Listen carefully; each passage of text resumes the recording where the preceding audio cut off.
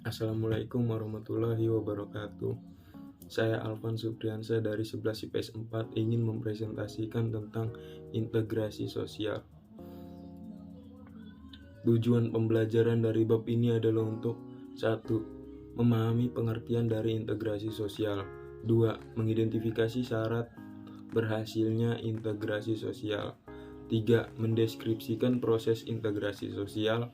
4. Mengidentifikasi faktor-faktor pendorong integrasi sosial. 5. Memahami dimensi-dimensi integrasi sosial. Menurut William F. Cockburn dan Meyer Ninkoff, syarat terwujudnya integrasi sosial adalah 1. Anggota-anggota masyarakat merasa berhasil saling mengisi kebutuhan-kebutuhan di antara mereka. 2. Masyarakat berhasil menciptakan kesepakatan atau konsensus bersama mengenai norma dan nilai-nilai sosial yang dilestarikan dan dijadikan pedoman dalam hal-hal yang dilarang menurut kebudayaan. 3. Norma-norma dan nilai-nilai sosial itu berlaku cukup lama, tidak mudah berubah, dan dijadikan secara konsisten oleh seluruh anggota masyarakat. Bentuk-bentuk integrasi sosial terbagi menjadi 3, yaitu 1. Integrasi normatif. Dapat diartikan sebagai integrasi yang terjadi akibat adanya norma-norma yang berlaku di dalam masyarakat. 2. Integrasi fungsional. Terbentuk karena adanya fungsi-fungsi tertentu dalam masyarakat, dengan mengedepankan fungsi dari masing-masing pihak yang ada dalam sebuah masyarakat. 3. Integrasi koersif. Integrasi ini terbentuk berdasarkan kekuasaan yang dimiliki penguasa. Dalam hal ini, penguasa menerapkan cara-cara koersif atau kekerasan. Faktor pendorong integrasi sosial sendiri meliputi 1. Pengaruh kebinekaan. 2. Adanya kesamaan heterogenitas atau kemajemukan. 3. Perasaan saling memiliki. 4. Tercapainya nilai dan norma. 5. Norma tersebut dalam masyarakat tidak berubah-ubah. Dan faktor penghambatnya meliputi 1. Konflik-konflik dan pertentangan. 2. Persaingan yang tidak sehat. 3. Prasangka buruk. 4. Fanatisme berlebihan. 5. Perbedaan perlakuan.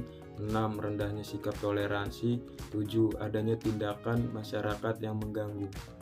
Proses terjadinya integrasi sosial dapat melalui 2 cara, yaitu akulturasi dan asimilasi.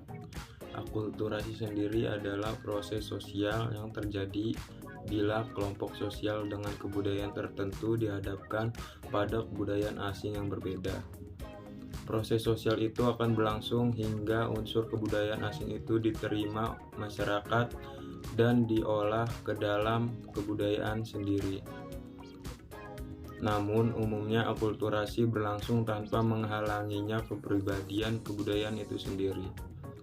Dengan demikian, dapat kita katakan bahwa akulturasi merupakan proses perubahan yang ditandai dengan terjadinya penyatuan 2 kebudayaan yang berbeda. Penyatuan tersebut menyebabkan kebudayaan yang satu hampir menyerupai kebudayaan yang lain.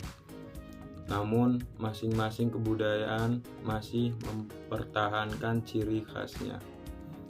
Sedangkan asimilasi merupakan suatu proses sosial yang ditandai dengan adanya usaha-usaha untuk mengurangi perbedaan-perbedaan yang ada di antara individu atau kelompok dalam masyarakat.